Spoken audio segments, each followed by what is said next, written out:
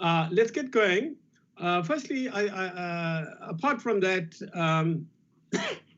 noting of apologies and welcoming you, just to say very quickly, this matter of meetings between the NA and NCOP committees is being addressed by the higher officers of Parliament, both houses.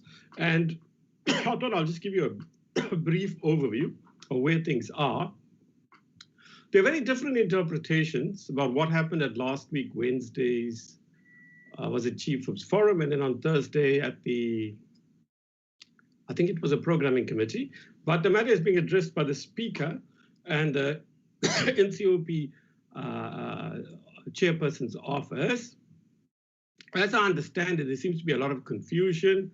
I will try to explain to them in a meeting tomorrow that we do not, although we can, as I understand it, and as has been the case since 1996 at least, although we do not deal with a bill entirely with the NA committee, what we do is the briefings, as you know, which is no decision-making structure. All you do is you get a sense of what their bill is and not the bill that we currently have if it's been changed.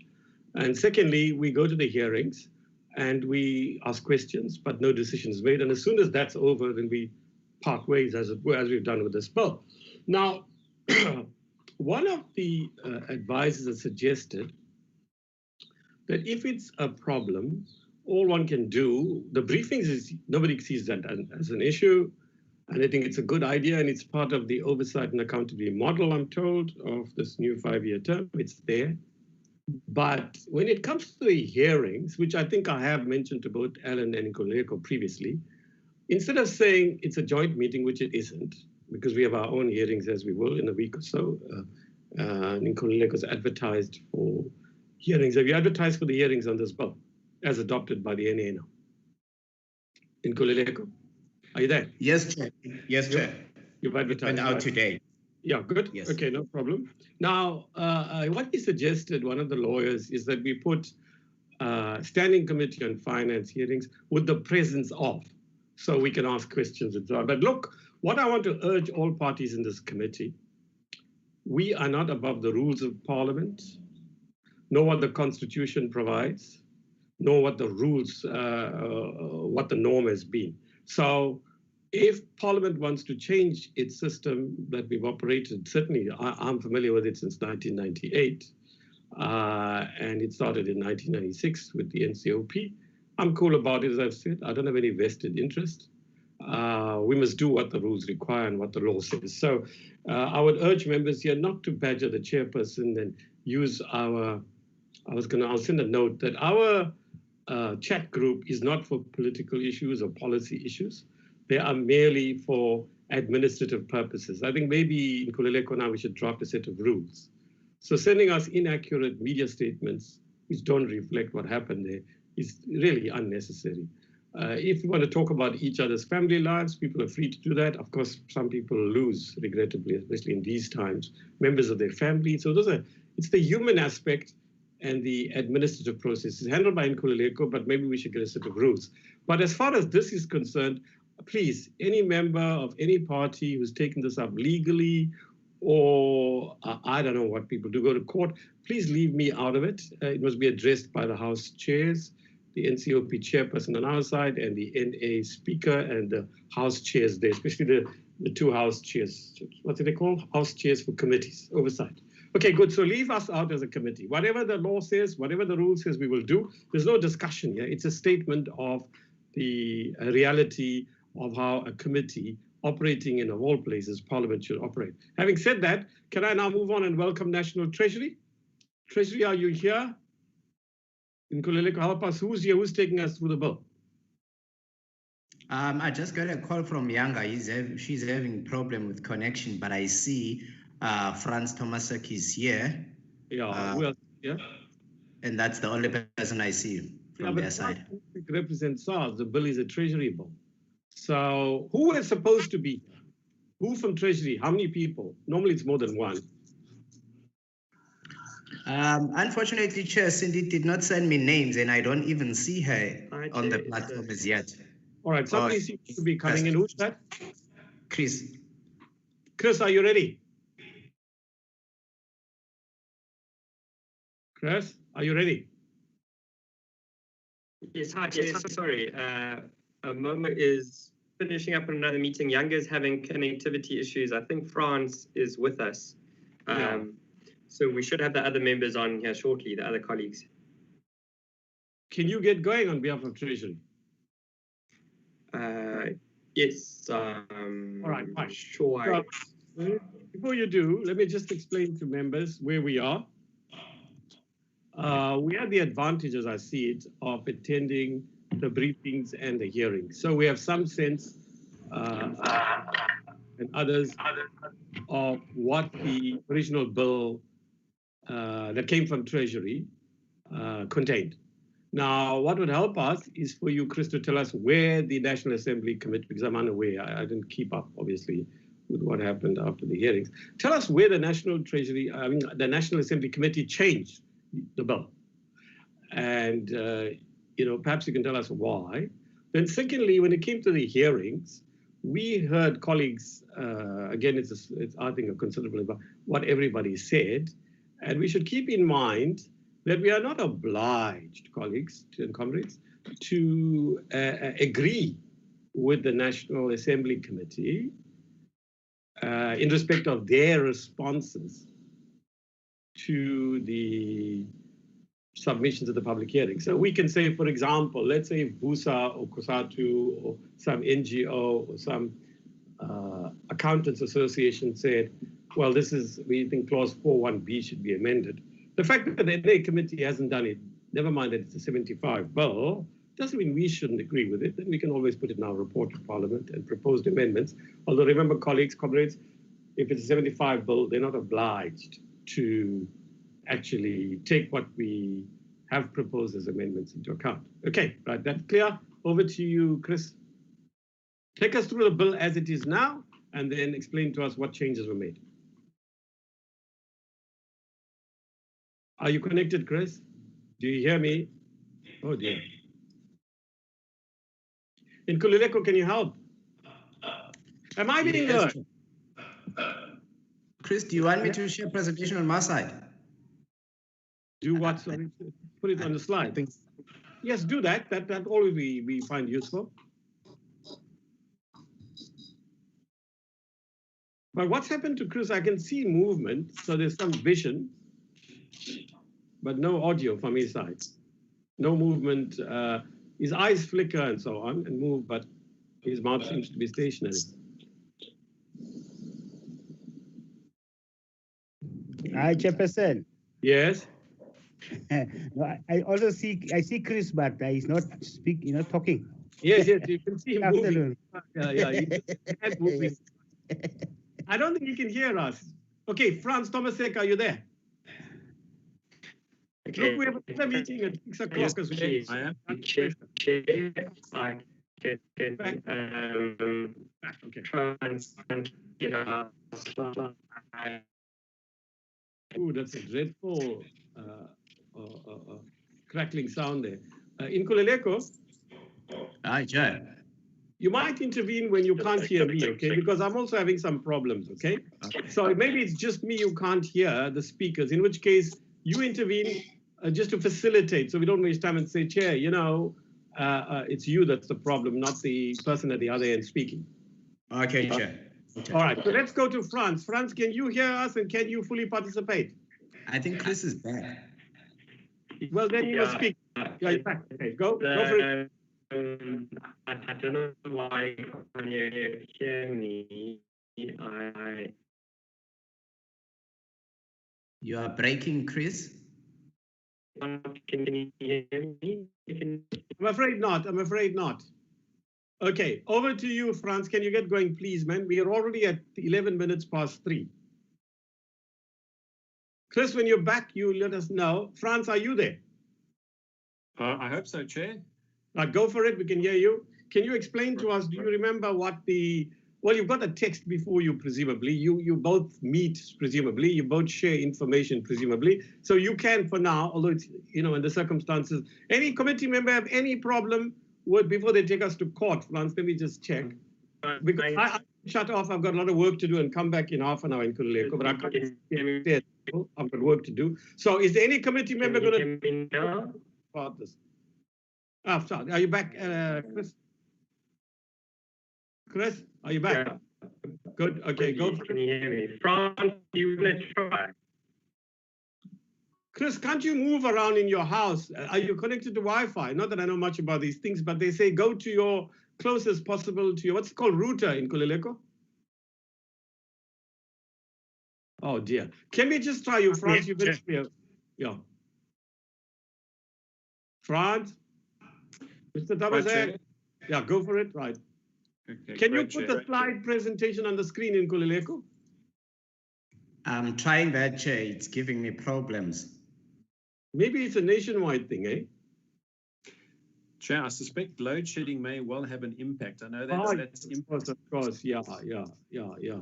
All right, but we can hear you. Are other members connected to us? Can they quickly say hi so we know what's going on? I'm connected, Jadu. Yeah, good. Maletsane? I am, Chair, although load shedding, I'm struggling a little bit with the network too. But you're very clear so far. There's Willie. Good. Okay, Willie. I can hear you perfectly. Can you hear me, Eunice? Yes, we can hear you. Turn over to who's next?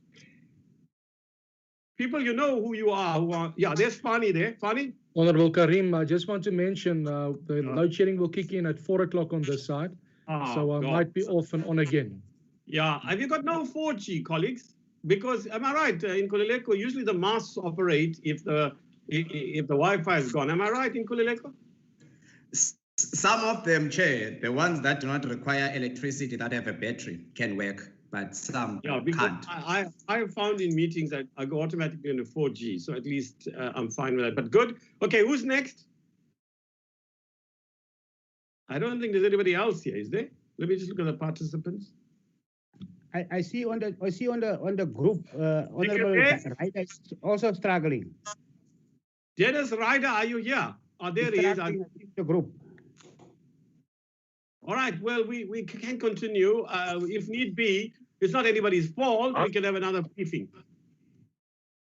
I don't know how we're going to manage this because presumably load shedding is here for the next 10 days or so, I gather from the media. All right, go for it, France. If people are unhappy, if they can't capture it on you, don't these meetings go onto YouTube? Do they? All of them go onto YouTube in Kulileko? Not all of them, Chair, but we have media people here with us. That's not going to help us. You see, what I thought is members who couldn't connect with us today, they could link up via YouTube and see the meeting instead of calling another meeting, a week from now. We might have the same problem.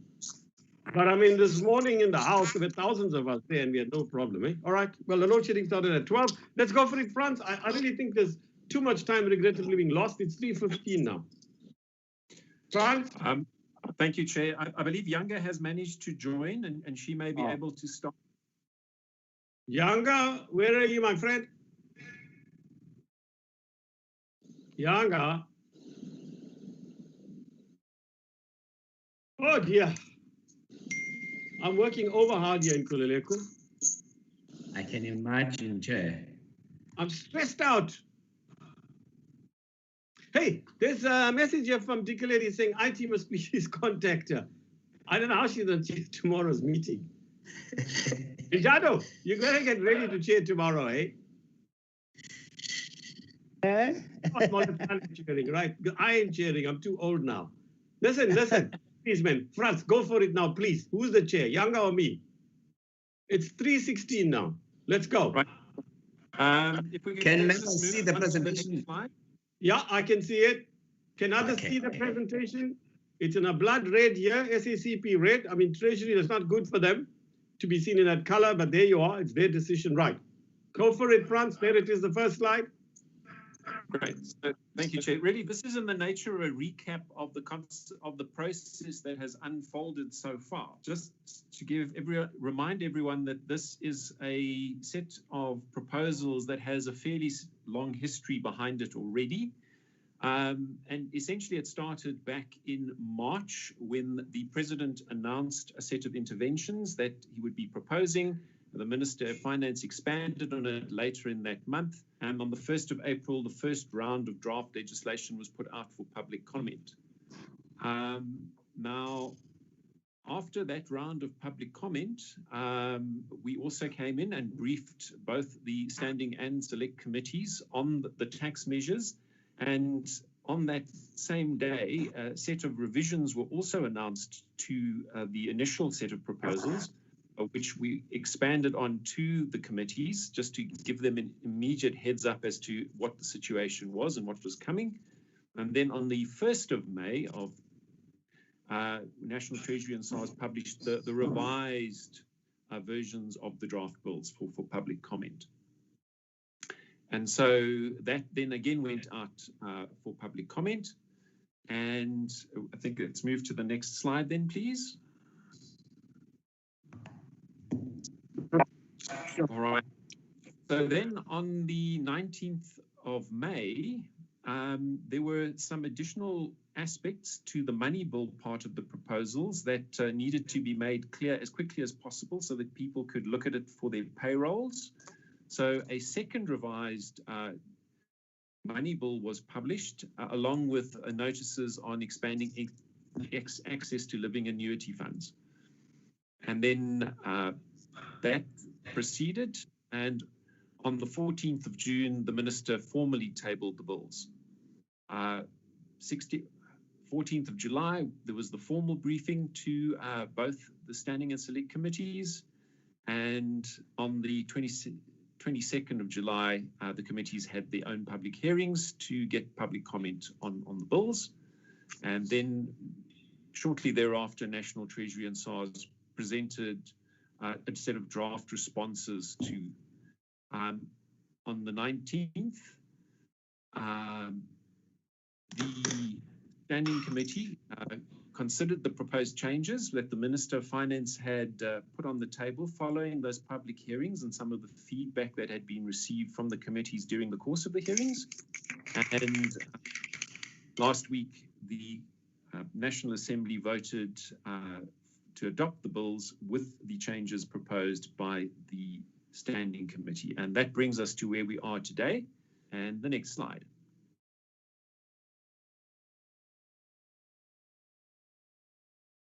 So that at a very high level is what we are looking at in the bills. Key aspect of the money bill is the expansion of the employment tax incentive. And that was in a couple of different areas. One very important one is generally the employment tax incentive is limited to younger employees. The bills open that up all the way through to age 65. So the only criteria that then applies is the remuneration that the employee receives. Please let me in. Lower income.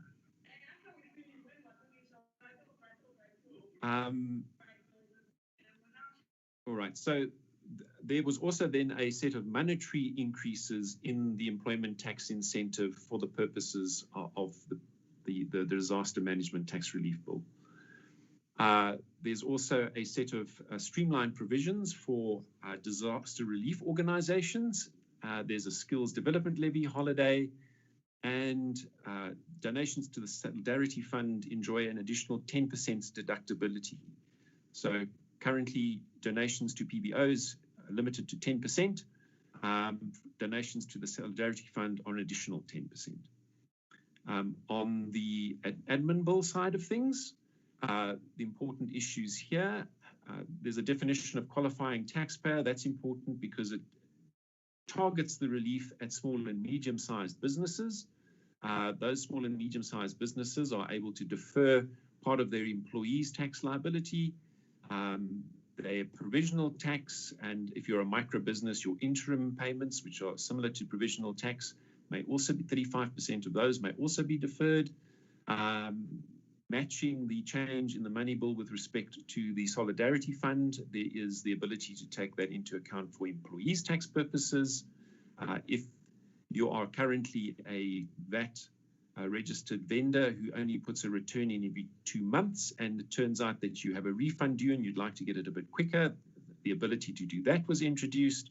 And then there's certain tax time periods that are extended for the period of the initial hard lockdown. And that gives you the overall background to the two bills.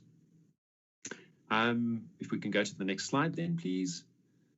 And if Younger is able to take the slide. Younger, are you able to do that? Okay, thank you, Franz. Thank you.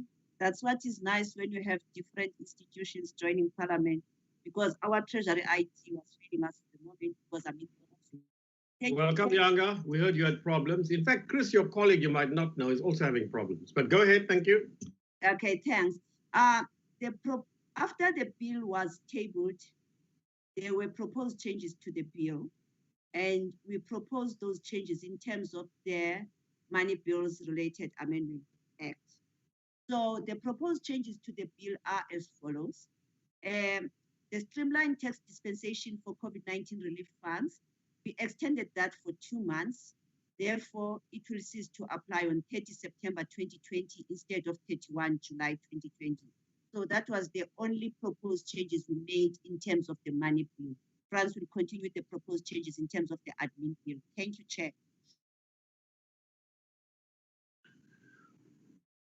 Great, and so that takes us to the next slide, and this turns on the employees' tax liability that employers have. Now, the initial proposal was to allow them to defer 35% of the employees' tax. If they're small, medium-sized businesses that are tax compliant, they could defer that and then repay it over a 6-month period. And it was a 4-month period that they could defer 35% for. That was April through to July.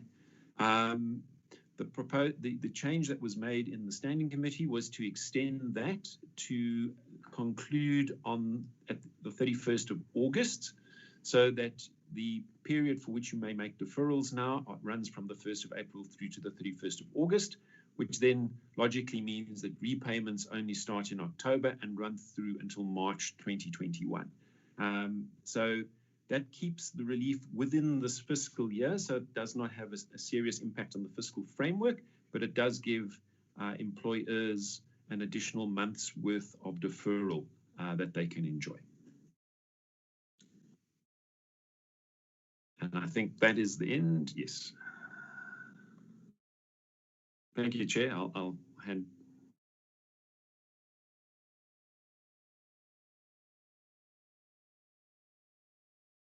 Sorry, I'm going back to Younger. Were you done? Hello? Chair, I think that... Okay, we are done, Chair. I think because the response document, it was a joint presentation and everything. So we are done with the proposed changes after the bill, after the response document. All right. Before we go on, can I get some clarity, please? Just to help the committee, okay?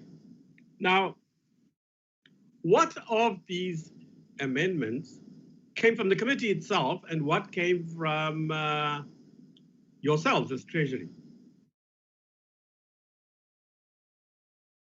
Younger? Chair, the amendments were during the public hearings. During the public hearings, we were requested some of the extensions, and these are the extensions that we agreed to based on the response document, Chair. Thank you. But presumably the committee agreed to them, right? Yes, Chair.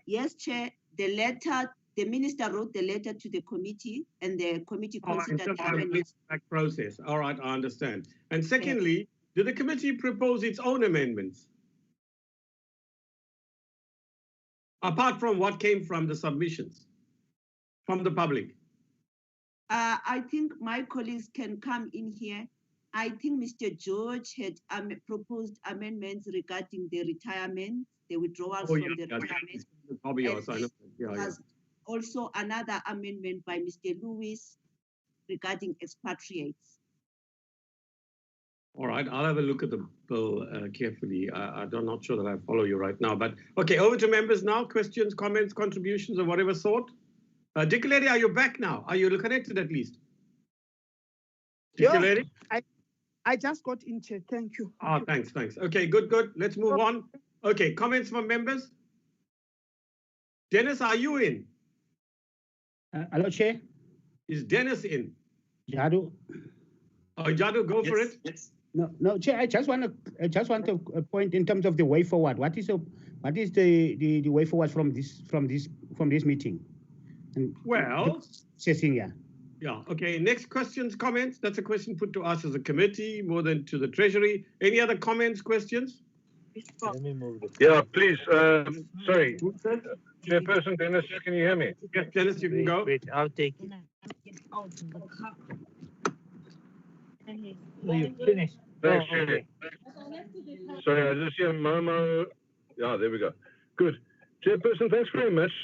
Sorry, my connection is also not great, and I've got it on the phone with an auxiliary power backup. So, just a quick question. There was some issues around the excise duties payable on the production of alcohol, which was obviously deferred as a result of the first hard lockdown. The issue is that there was a second shutdown on alcohol sales. And obviously that would have again, caused problems on the production side, where they just reopened their production and then had to stop again. So, is there any intention to extend that postponement of the payment of the excise duties on the alcohol production? That's question one. Question two relates to the fact that a lot of businesses are still not operational. Some are slowly coming on board now. And the issue is that if there are to be further extensions in time allowed to taxpayers in order to defer their obligations rather than cancel them, but do those need to be done by an amendment to the bill, or by that stage I presume it'll be an act, or can they be done through regulations? Thank you, Chair. All right. Anybody else? Comments, questions? No. Oh dear. Well, we might even finish before we know it, before everybody's even connected. I see Momo, you're in. Is that right? Are you connected, Momo? It's raining.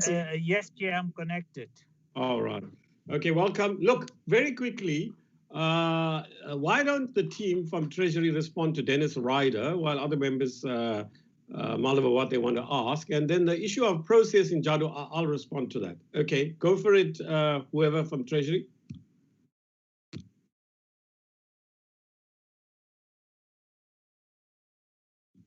Yanga, why don't you start? I was going to start with the proposed amendment, but there's the question on excise duty, because I think that SARS has already done something on excise duties. I was going to say any further amendments, Mr. Ryder, those amendments can be done only in terms of the bill, because we are amending an act. They are not going to be done by regulations, other amendments.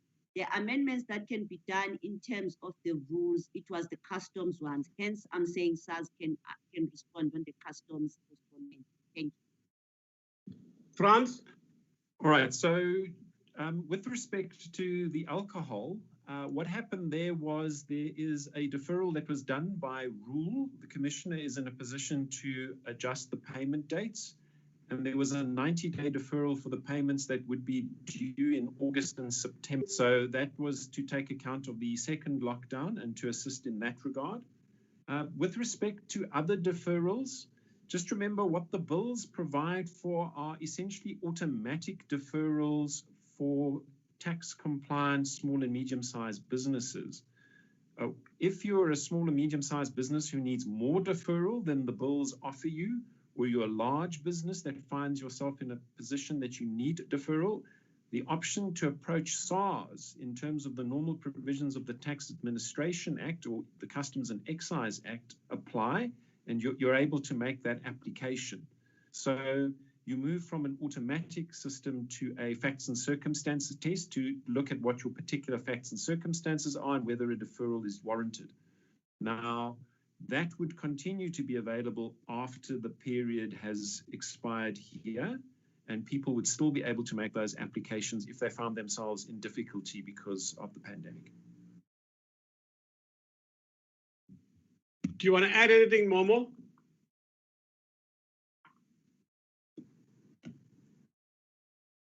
Hello, Momo. You want to add anything? Yes, Chair. Oh. Yeah, Chair. Look, Chair, I think, what we did, as we said in the SCOF, is that obviously we're watching COVID. Now, at some point, sure, these tax changes will lock in for some of them. And sorry, I missed the start, but when we do, and some we are doing through the TLAB process, and we are considering a second round.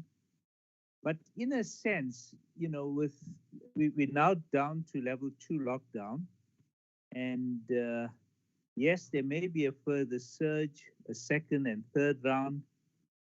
We're going to then just have to legislate at the time, to the extent that we current pieces of legislation don't deal with it.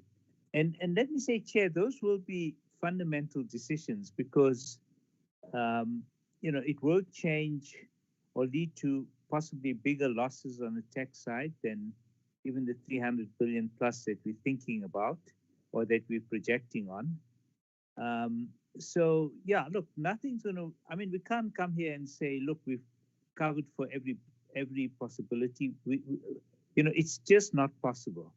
But yes, we've tried to cover as much as possible through these changes, which we don't anticipate really need to be done much longer at this stage. And certainly with this possibility of a second round of TLAB measures, we think that should cover a lot of the big issues that we raised. But I mean, just as COVID is uncertain and you don't know what's going to happen in the second or third wave, if it happens and when it happens, I think we are quite clear this is the best we can offer at this stage, and that there is some flexibility like France has outlined on some of the measures. Thanks, Chair.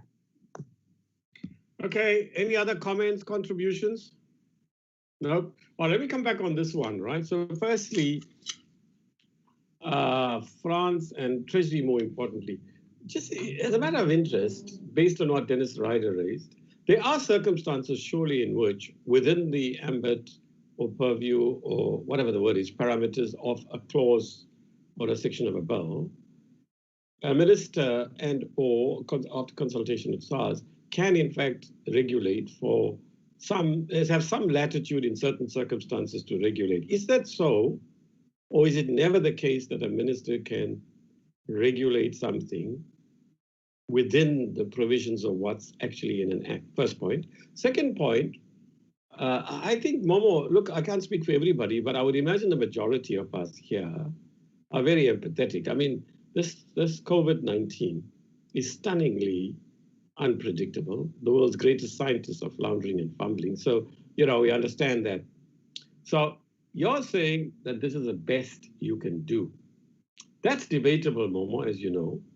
But is it as completely unpredictable as you're saying? I think that one can agree with.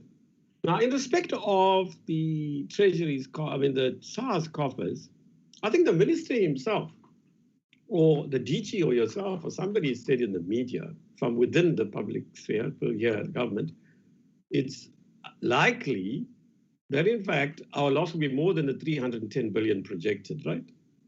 Which seems, I'm not an expert, but seems credible, right?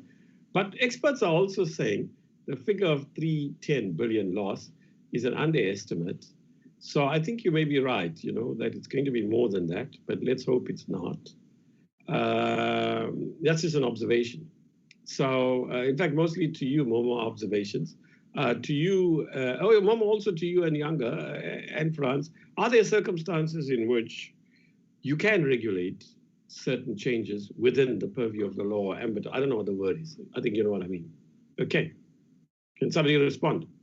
From Treasury first, and then France might want to add, given his considerable experience. Yeah. So, Chair, I'll ask Younger and France to come in. But the way the system obviously works, there's some measures like some of the excise measures can be done by Gazette, but mainly most measures ultimately we need to legislate. And bear in mind that our legislation for often when it's related to a tax year, it's for the entire year. That's why the laws do allow us to get some measures to be implemented before they're actually formally legislated or enacted. But we're still doing it at risk that if the legislature ultimately rejects that, then we'll have to recover those funds or make the opposite adjustment in the remaining months of the year.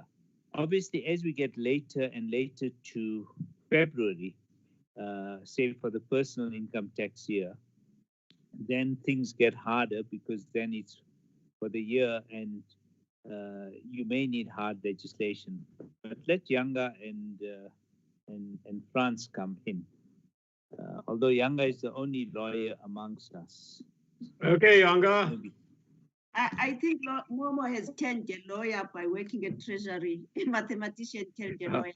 Yes, what Momo is saying is very much correct. All the measures, most of them are legislated. I say almost all of them, except for the customs and excise, those that are done by the rules.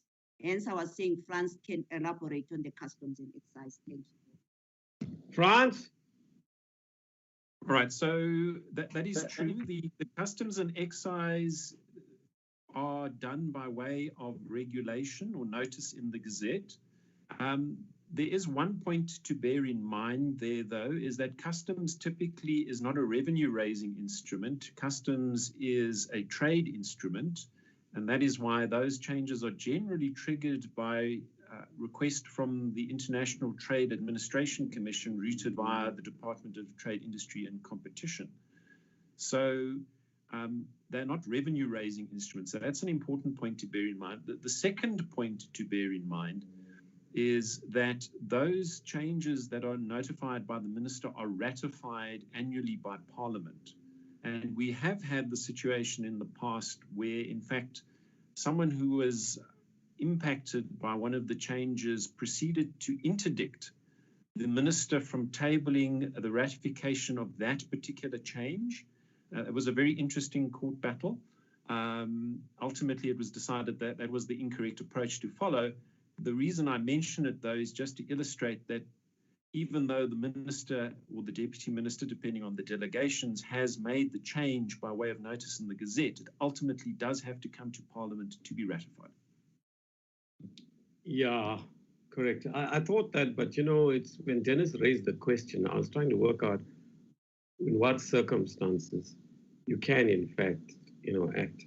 I know the customs and excise thing. Yeah, okay. No, I like this, that, you just can't do what you, as the executive, you want to do. But because ministers have, comrades, colleagues, often use their right to regulate, to go beyond what the law allows. And for those of you who weren't here in the first and second terms, what we found was, let's say a DDG or a DG, I think Momo will know what I'm referring to, particularly one very sharp, bright struggle activist DDG in a certain department, where they would lose out with our committee at the time on clauses in the bill, then they would try to introduce it, if you like, through the back door, through regulations. So he's a very good guy, very decent guy, very honest guy, but very driven. So, we then, in the following bill, made it compulsory. I think we're the first committee to do that. That the regulations for these 6 or 7 chapters have to be submitted to Parliament for Parliament's approval before the minister can implement them. But of course, the lawyers said, what if you guys don't meet? So we said, no, 30 working days. Within 30, if we don't, it's considered that we've approved. And then the then Speaker, Janwala, raised it in a meeting of all chairs, and subsequently, I think, well, the ANC caucus too, because the chairs were primarily ANC then, although we had NNP chairs and IFP chairs, that look, don't allow ministers to just regulate as they want, because this is what they do.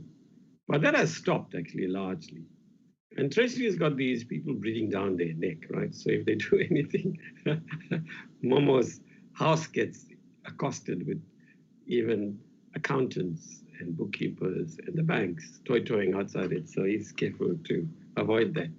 But what I want to say, though, is that as far as the process is concerned, Comrade Njadu and others, it's a normal process. We have the bill before us now. They've taken us through it very swiftly, and there's not many contributions from ourselves. I think we all want to read the bill properly. And if I'm right in Kulileko, you've advertised for hearings today. It's a 75 bill, colleagues. So the willingness of stakeholders to make submissions is very dim. And very few want to speak to us again. You remember only once last year. Was it 2 people last year with 2 agencies who spoke to us? Others just submit their same submission, usually, Momo, they submit to the NA, which is their right, because I mean, we'll agree what the NA has done. But it's unlikely that we'll get a splurge of submissions. It might help Momo and Yanga if you can explain. Finally, through your negotiations and the concessions you made, this public stakeholders, were they reasonably satisfied with the bill as it is? Now, Momo, don't tell us that nobody ever wants to pay tax, right? I knew that before I became chair of this committee, okay? So I think Oscar Wilde first said something about what you show off debt and taxes. That's right, colleagues. So we understand all that, but it helps us to feel better about a bill if stakeholders on all sides are reasonably okay with what's there. So who's going to answer that question? It's going to be Yanga or Momo. Were the stakeholders reasonably okay with it? Yeah, Chair, I think for these COVID bills, I think, and I'll get Yanga and France and Chris just to correct me. Chris is here too. But these are like, there's limited issues and generally people were welcoming of it. I think the issue was that people then came with additional measures, which are either not covered in these bills and maybe covered, as I said, in the TLAB or the second round. But yeah, so I don't think anyone objected to any clause vigorously because it would hit them. Because generally these are all positive for particular tax bills. Yeah, it may be negative for the country from a revenue perspective. Yeah. Generally, we don't get people coming from that macro perspective. But I don't know, Yanga, if you want to come in.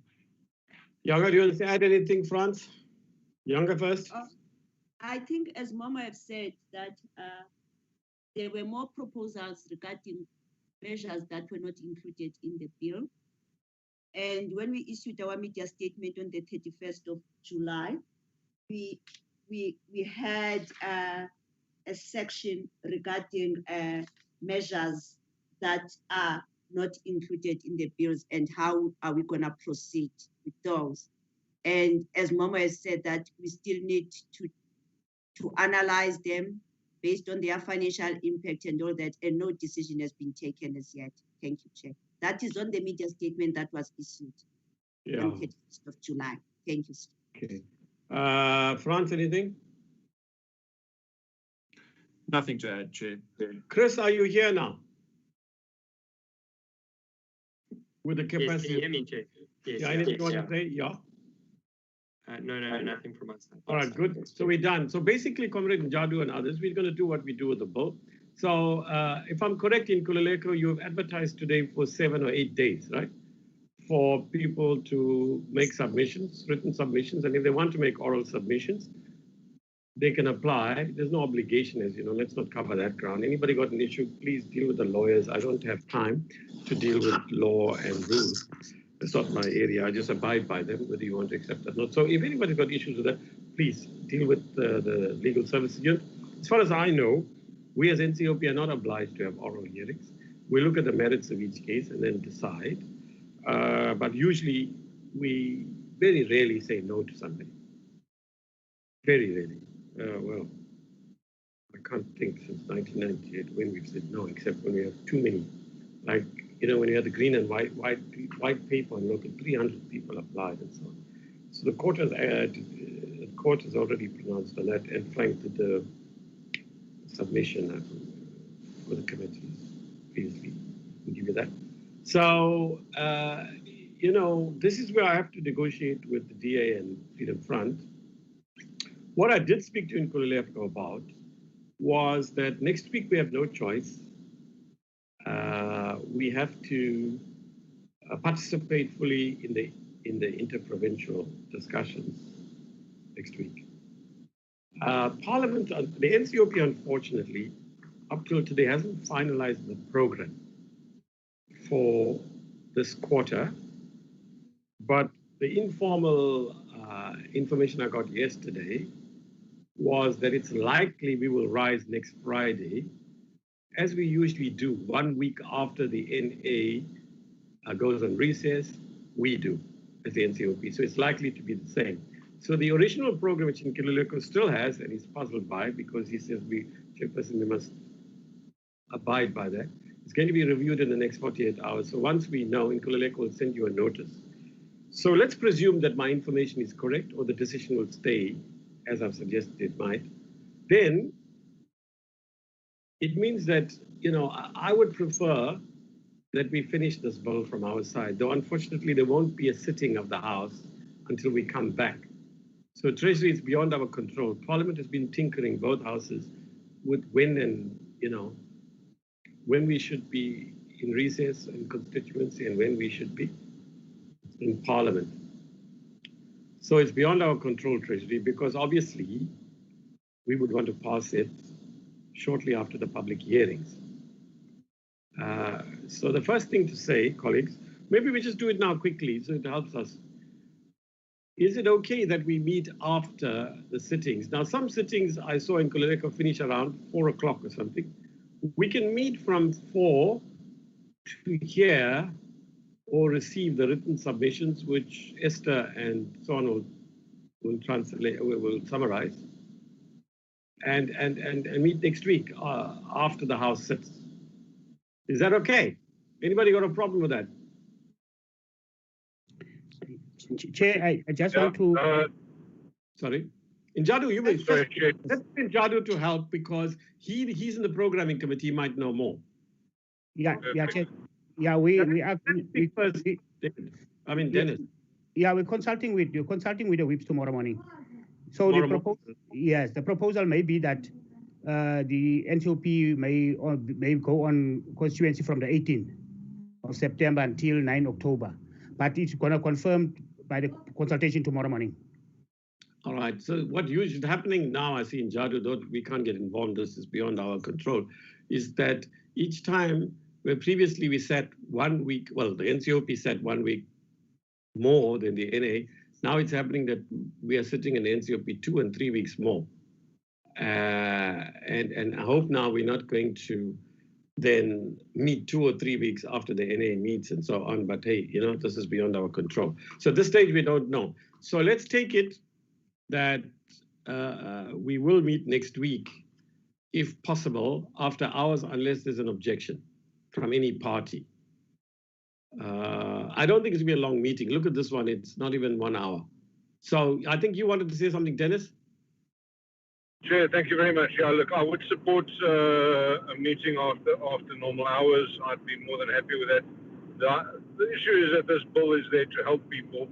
So, yeah, let's try and get it through as quickly as we possibly can in as best a format that we can. So, speed without giving up on quality. But, yeah, if we can ask the Honourable Programming Whip to perhaps put a little bit of pressure and see if they can't slot this item into a plenary session before the end of the term. If we are going to sit for an extra week, that would be an excellent opportunity. It's not going to take long, I don't think. It would be quick. No, I agree. If we're sitting for an extra week, and Jadu, let's talk offline.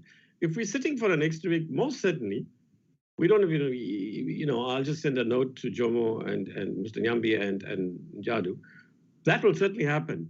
But as I was told in Jadu yesterday, it's likely to be next Friday, but you know more. So let's see where things go. So yes, Dennis, there's no need to even raise that, but it's good you did. So what we could do then is to have the hearings. In Nkululeko, you got the hearings notice up till 12 o'clock on Tuesday, right? Yes, Chair. All right. So I can't imagine a flood of submissions. So we could meet tentatively Wednesday afternoon after the House rises and look at the submissions and then go through the bill a day or so later, clause by clause, or even the same day, depending on the number of submissions, the quality of the submissions, the extent of the amendments they're proposing. So only when we see the submissions on Tuesday afternoon will we know whether we need 2 more sittings or 1 more. And I think that whatever the situation, whether we're sitting for an extra week, in which we will definitely have plenty of reason. The only reason, Dennis, they will have another week, I presume, is because there are some bills that have to be passed, because that's what I was told. But then they realized that it's not so urgent bills, and there aren't enough, was what I was told. But hey, I don't know. This discussion goes back to last week, Wednesday, when Nkululeko phoned me in Jadu. I'm sorry about the touch. And yesterday I was told, yes, it will finish next Friday, probably, but we'll know tomorrow. So let's not speculate. It's agreed. We'll meet next week at the very least once, possibly twice. Thank you. Thank you all. Thanks, Treasury. Thanks. Bye. Thank you, Chair. Thank you, Chair. Thank you, Chair. See you tomorrow.